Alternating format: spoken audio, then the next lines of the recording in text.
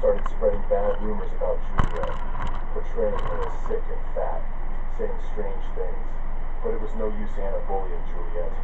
After all, Nicole had replaced the prince's personal servant, so Anna had tricked her into getting rid of her. The prince somehow looked differently at her specifically, thus encouraging her to think that the prince might also have feelings similar to Nicole's. She believed it because she liked the prince very much. It wasn't that hard to deceive her. So she said that even every time she passes by, the prince is sure to look at Nicole. But the prince can't tell the first mate about his feelings, so she has to take the initiative. Moira's been the prince's favorite for 3 months now, so it was time for her to leave, and Nicole to take her place. But she still didn't know what to do, so Anna told her that the usual words about liking him wouldn't work, so she needs to get naked and pounce on him, and he's not likely to turn her down, even if it is a prince. So there is no more suitable candidate for the prince's personal servant. So it would be Anna who would be called for the position. At least she thought so, because an ugly girl like Juliet would not be accepted. But either way, she'll finally be free of Anna's bullying. Today would be her last day working here. She was determined that as soon as she became the prince's personal maid, she would get rid of Juliet by any means necessary. The butler has gone to complain to the head maid again that she's not raising the girls, and the prince is angry again and isn't going to leave it that easy. However, they had no more suitable candidates for the role of the prince's personal servant, and had to start the search all over again. They realized that it was difficult to find the right person for the role because of the many nuances involved in the duties of the prince's personal servant. It would take a long time. They even considered bringing Anna back to the position, but they were afraid that the prince might kick her out a second time, considering she had already been fired once. At that moment, Anna walked in and informed the head maid that she had accomplished what was asked of her. Noticing that she had walked in at an inopportune moment and interrupted the conversation between the butler and the head maid, Anna apologized. The head maid asked Juliet to come up and say hello to the prince's personal butler, Albert. Juliet walked over and introduced herself. The head maid reported that Marquis Rhodius had recommended Juliet months ago. Despite her unassuming appearance, she is good at her job, attentive and responsible. The head maids realized they had no more choices and decided to give Juliet a chance to work for the prince. Albert offered Juliet some training in the study before she would work in the prince's personal servant. However, Juliet was not happy about this opportunity because she did not want to work for Prince Killian. The head maid directed her to Albert's office and told her that if Juliet did as good a job in her new position, her life would be much more comfortable. But Juliet tried to say that she didn't want to work there. To her surprise, the head maid informed her that her duties would be reduced to a minimum, and she would receive double her salary, since she would be the prince's personal maid. Juliet learned that she would receive a monthly self-improvement allowance from the prince, as well as annual bonuses for good work. If she falls ill, the estate will be responsible for her treatment, and she will also receive paid sick leave. She realized that this payment system works in an exceptionally advanced way. In this universe, everyone dresses in dresses. She can find girls for herself and make them her mistresses even without extra pay. A simple paycheck and new working conditions would allow her to save up for her store faster. After that, she was really excited about the opportunity and was ready to get to work. She asked what her duties were from now on. However, not even an hour later, she began to doubt her decision. The prince began to walk around naked in front of her, not even shy. From that moment on, it became harder for her to work, but not physically, but psychologically. It happened once in 10 times, and she was very surprised when she caught such a picture for the first time.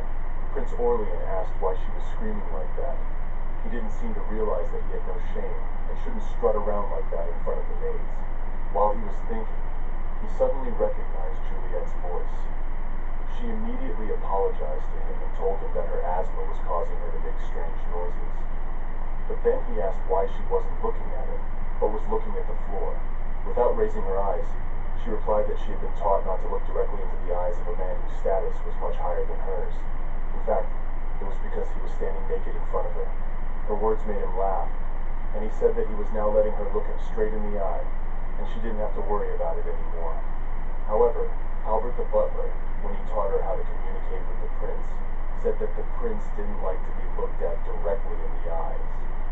Now, if the prince himself asked her to do that, that means the butler was lying.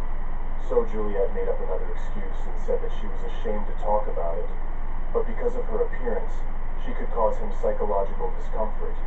She had been warned about this, and the main thing was to fulfill her duties.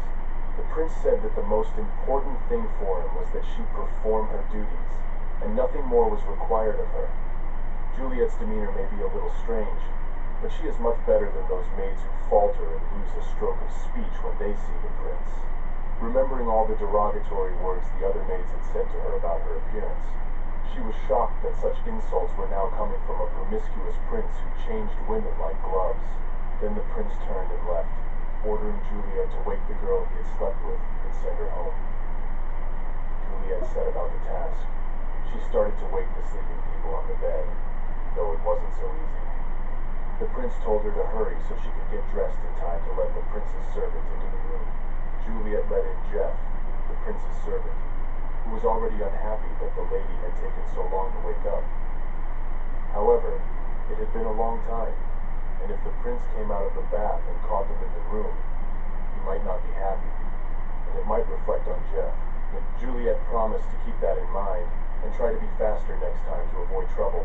Meanwhile, Jeff was shocked and angry at Juliet for becoming the prince's personal maid, yet she had not been fired even though it had been a month. Anna decided to look into the bedroom, since she hadn't seen it in a while. If it hadn't been for Juliet, the room would have been in disrepair long ago. Suddenly, Juliet appeared in front of Anna and said that she had no permission to enter this room. Anna was frightened. Juliet explained that she had a right to be in that room because she had worked in it before. Besides, the prince isn't there right now. That's okay. However, Anna was reminded that if anything strange happened to the prince in this room today, the responsibility would fall on Anna. After that, she left the room, and she was definitely mad at Juliet. Although she looked like a redneck, she was actually very sneaky. She didn't like being treated like that, and she started thinking about how she could teach Juliet a lesson. Anna saw Moira and said she hadn't seen her in a very long time and wondered how she was doing. The lady didn't care about that because she thought I'd been sleeping with her for a long time. But anyway, she said she was so torn up about this moment. Anna lied and said that Juliet had told her to be the one to accompany the lady tonight. After that, Moira went to take a bath and thought about it. She had been the prince's favorite for 4 months now, and it was unlikely he wanted to dump her, but this was the first time he had contacted her in 2 weeks, so she was starting to worry. Moira asked Anna why Julie had told her to help instead of herself. Anna lied again, saying that she didn't really know the reason either. She then asked Juliet how a servant like her had the right to serve such a beautiful lady. Juliet replied that Moira would not last long. She then added that it was casually said, and that it was a secret, but Moira said there was no way Juliet would have said something like that for nothing, and maybe the prince had said something to her. She said the prince wouldn't keep a secret, and she didn't know Juliet was like that. But once she became the prince's personal servant, she started to overestimate herself and changed a lot. She also tries to insult Moira every chance she gets. That really surprised the lady. She asked exactly how she'd insulted her, and Anna said that when Moira asked for red underwear, Julie had said, "Who the hell does she think she is? Juliet is actually a very rotten person." Moira believed all those words, so with anger she stood up and told Anna to find Julie now, because they needed to talk. At this time, Ilian was riding in the carriage with Albert and Jeff. He asked what they would do if he told them the tea was cold, and ordered them to bring new tea. They replied without hesitation that of course they would serve new tea, and asked if they should have tea ready immediately upon arrival at the estate. However, the prince said it was best to forget about it, as he was just interested in the opinions of others, and it was a common reaction. In fact, when he was with Juliet, he already had 3 cups of tea that he didn't want to drink because they were getting cold. Juliet offered him the exact time of how many minutes she needed to serve the tea, and promised to bring it by that time to save tea and water.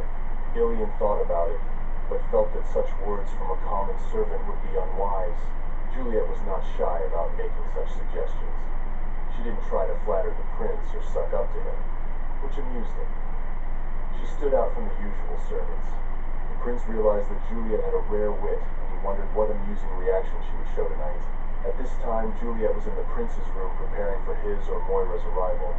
However, she heard footsteps behind her and turned around. Moira hit her hard in the face, so that her vests came off and her glasses fell off. Juliet was stunned and yelled at Moira, asking how she dared to be impertinent and insult her behind her back. Juliet wasn't going to stand for it and apologized thoughtlessly. She asked the reason why Moira had hit her and where she had heard such rumors. But the lady only scoffed at how brazenly Juliet looked her straight in the eye. Meanwhile, Anna stood outside the prince's room, waiting for Julia to run out of there with tears in her eyes. It was her revenge on Juliet, but suddenly the prince came in and asked what was going on in his bedroom. But it was clear that the situation was definitely not good. Juliet, raising her glasses, said she didn't understand what was going on either, because as soon as Lady Moira came in, she slapped her without explanation. And Moira said it was because Juliet had dared to insult her behind her back. Insulting the prince's minion was tantamount to insulting Ilian himself. That's why Moira wouldn't stand for it. The prince was adamant and told Moira to tell him more about the situation. So she told him that her attempts looked cute in Julia's eyes, but they seemed insignificant in front of the prince. And it turned out that she started talking bad behind her back, said she didn't have long to be the prince's woman, and relayed through another man that he didn't want to serve her anymore. But Juliet said confidently that she could not read the prince's or Moira's mind, and she did not know his feelings. There was no way she could have said such a thing. Even if she thought so, she still couldn't say such a thing, because the other servants heard her, and she has no one to share it with. Then she realized that they probably didn't know the word bullying, so she explained that she is an outcast among the other servants. She is like a crane chick among the chickens. The prince thought she was definitely weird if she bragged about having no friends and being a loner. At that moment, Anna appeared, and claimed that everything Juliet had said was a lie. She claimed that she had previously ordered Juliet to serve Mistress Mora, and had told Mistress everything, including her contemptuous feelings for Juliet. Juliet responded by saying that she just wanted to work and live here in peace, so that no one would pay attention to her. She realized that trying to insult her and spread rumors would do her no good. Ilian thought about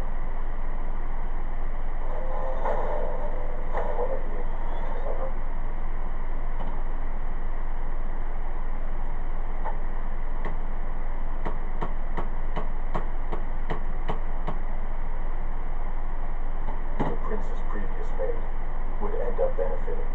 He suggested that Albert see to it that the person who shouldn't be listening to this didn't disturb him. He went on to say that Mrs. Moira, too, should pack up and leave, and began to accuse Anna of deceit. Albert explained that Moira had made the mistake of listening to orders not to be caught in front of the prince again, and that she and Anna must leave the manor. 2 months had passed since the three-woman war, and Juliet was dismissed. She was to go to the Duchy of Bertino to replace Prince Ilian's dismissed personal maid. The head maid, who had gotten a little close to Juliet, was worried about her future in the duchy. Juliet didn't want to go there either, but she promised to work hard and return soon. She saw it as an opportunity to enjoy traveling and seeing new places. At the gate, she noticed a seal like the one on the carriage of the Marquis Anais, who had once come to visit her and her mother. He had abandoned her, however, and the memory of him evoked strong emotions. She decided to stop thinking about all sorts of silly things and keep her cool, because she couldn't lose such a great job. Here she arrived at the Asta Palace, which was Prince Ilian's private residence. Albert met her there immediately, and since they didn't have much time, he was going to briefly explain everything to her. He didn't expect much from Juliet, but he at least hoped she would hold out until they found a new maid. He hoped Juliet wouldn't get fired. He said that the portal that connected this place to the Duchy of Bertino was destroyed during the war, and it was being rebuilt. So for now, they can't get there right away because of the long trip, and the prince won't be in the mood. So Juliet will need to be extremely careful, and her other duties would be explained by Jeff. But her main task would be to constantly pour tea from a thermos for the prince, and Juliet was even surprised that such an object existed in this century. Albert explained that it was a special magical bottle that retained heat. If Juliet pours cold water into it, it will boil after a while. This thing is actually very expensive. She liked this bottle very much, and watched with interest as the water began to boil inside and become very warm. There were also things with magical properties in Barty's manor, but they were large and definitely not meant for the maid's business. But now, when she used the teleporter for the first time, she felt like she had traveled to another universe. She found herself in the city itself, and the portal even made her dizzy. She felt as if she had taken an elevator down from the 1,000th floor. Jeff said she was very lucky to be able to ride such an expensive magic portal, so he wished some other pretty maid would come soon. Yes, Juliet was really hoping for that too. Afterward, they got into the carriage, and Juliet sat beside the coachman, feeling very well. As soon as summer days arrived, Juliet changed her outfit, replacing the absorbent cotton with a lightweight frame that made it very easy for her to move around. She was happy, as she had previously thought she would never be able to leave this place. But now she had the opportunity to travel and enjoy the beautiful views. Her musings were suddenly interrupted by Jeff, who was inside the carriage and informed her that the prince wanted tea and Juliet needed to make it. Jeff handed her the tea set and asked her to make it quickly. Juliet, despite her thoughts about the journey, immediately set about making tea. Jeff was a strange and fastidious man, concerned with appearances, and hers were comparatively unadventurous. The prince with whom they were traveling attached special importance even to the details of the tea party, which puzzled Juliet. After Juliet made the tea, she called out to Jeff to pick it up.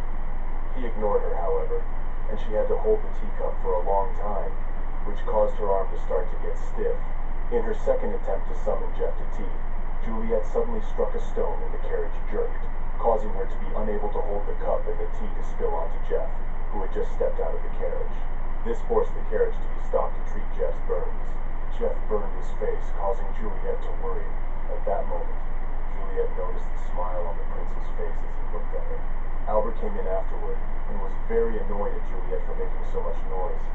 But in any case, it was not such a big incident, and Jeff was quickly treated. Prince Ilian said that Juliet would from now on serve him inside the carriage and ride with him.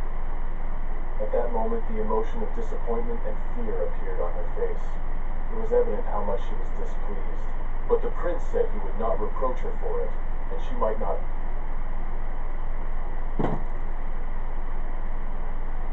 start your summer with